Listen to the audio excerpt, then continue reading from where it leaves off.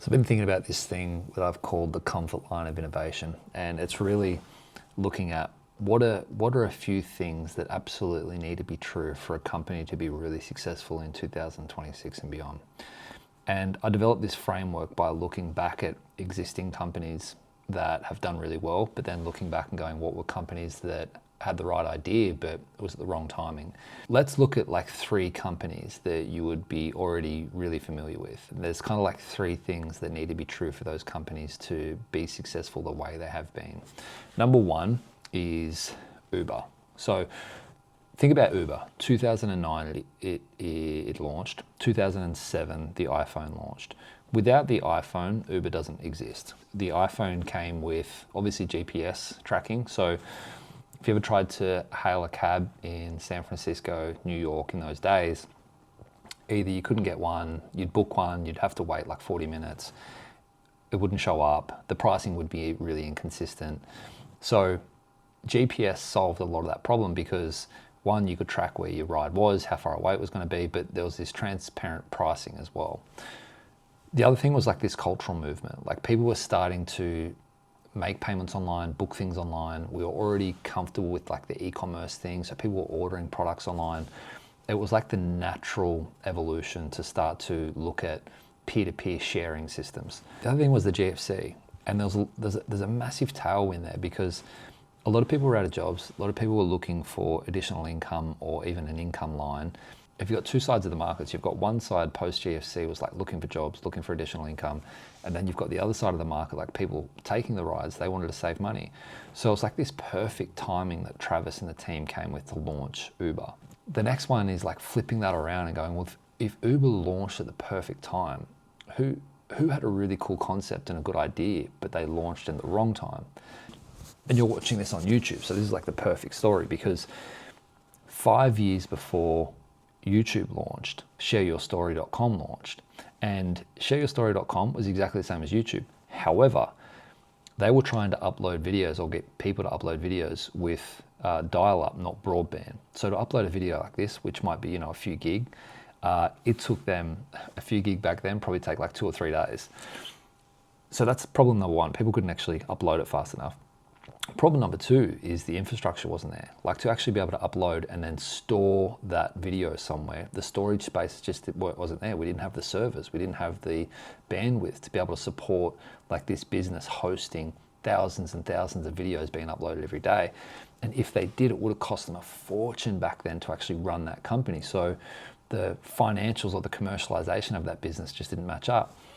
And the last one, which is probably the biggest one, is that people weren't really doing it anyway. So when you look at like pre-Facebook, the beginning of MySpace era, we weren't videoing stuff because mostly would have had to like get like a digi recorder or something like that, and then transfer it to something and then upload it to the computer. So that process was really clunky. Most people weren't doing that anyway. Like it wasn't really a thing. So there wasn't this cultural need or a pain from the customers to go, hey, I want to share more content online. That didn't exist yet. They ended up closing down, and then a few years later, YouTube launched, and then the rest is history. So those things had to come in place. So when you look at these different businesses, you go, okay, you can be in front of the line of innovation, or you can be behind it. And this is kind of what I've come up with. So check this out. Now, the reason why I've been thinking about this so much is that I've just wound down my second company that was, a failure. And I raised money for both of my last 2 ventures. One was venture capital backed, one was through angel investors, and both those ultimately failed. And a couple of things that I think if I had got this right at the beginning, it would have been a different trajectory for those businesses. And now I'm looking at my third startup, and it's going to be a technology business, and the opportunities I'm looking at it through this lens, going, okay, will I be in front of the comfort line of innovation? Will I be behind it? How far in front will I be? And this is what I've come up with. So this is a bit of an interactive illustration for you. So you've got 3 stages. So this here represents the comfort line of innovation. Think of this as like present day. It's the tools we're comfortable using. It's the software we're comfortable using, technology that we're familiar with. If you were to go and build something that's totally pioneering, right? Right up here. This is like, you can kind of think about, this is where shareyourstory.com was. It was up here. And if you have a look over down the bottom here, the readiness stack. So there was no technology in place for it. The infrastructure wasn't there.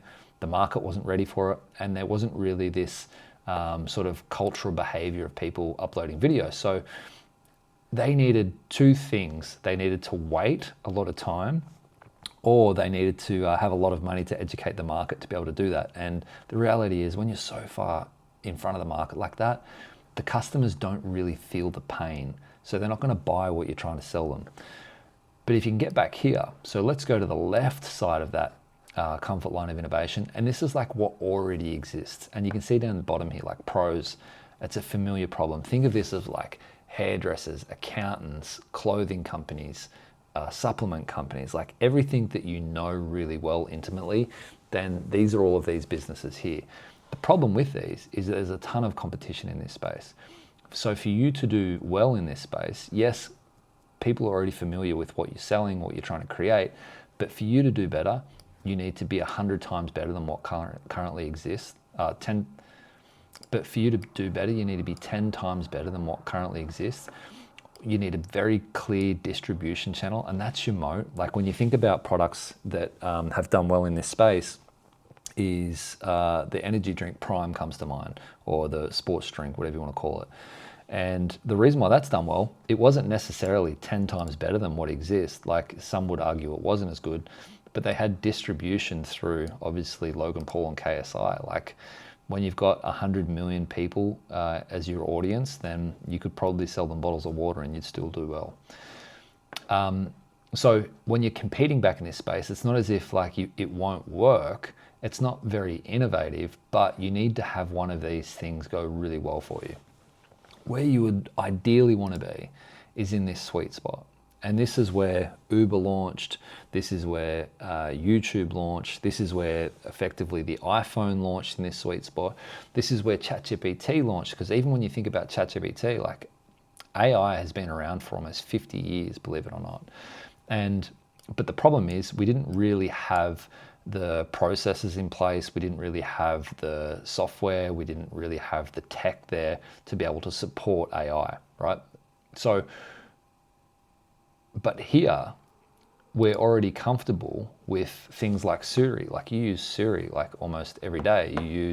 We were using Google to ask it questions. We were communicating with chatbots online. So it's not as if we weren't comfortable, but as soon as we got to this space where like the technology was there, so we had the chips and the processors to be able to handle AI, the market was ready for it, and the behavior was there as well, then AI just like hit this perfect sweet spot.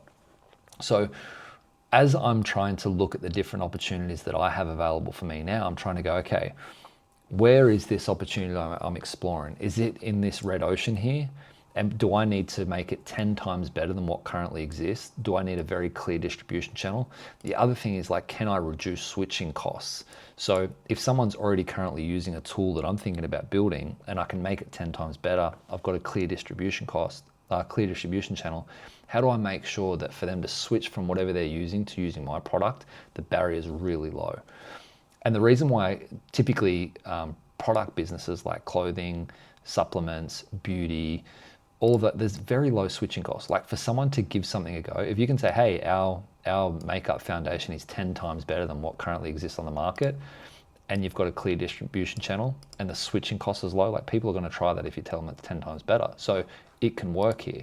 But what I'm trying to look at with technology is I want to be here. I want to be right in this sweet spot, right in front of the comfort line of innovation. Because if you go too far ahead of it, like the prime example is a couple that we went through, but also Tesla. Tesla launched in 2004. Like that's when Elon got involved in that company. And that was like pre-EV, man. Like you're talking, no one really cared about electric vehicles. There wasn't this whole circular economy movement. So it wasn't even cool to drive a battery-powered car. You were probably a little bit of a weirdo. But Elon was so ahead of the market. He knew that's where we were eventually going to go. He needed there's like two things that you need to be able to withstand. Like I said before, you need time and money to be able to withstand this gap, because it just takes time to get this comfort line of innovation moving forward. And it's important to know that too, is like that line is constantly moving. So this is the lens that I'm trying to look at through the next opportunities, going, where is the comfort line of innovation in relevance to the product that I'm trying to build and the customers that I'm trying to sell to, and how do I make sure that I'm just in front of it? If this framework's helped you and you found it interesting, subscribe to the channel, because I'm going to have a heap more coming out like this, and I'm going to show you how I'm validating the next business that I'm building, and everything from recruiting my technical co-founder to first team members to first customers. So everything that I do from ground zero. So I hope this helped.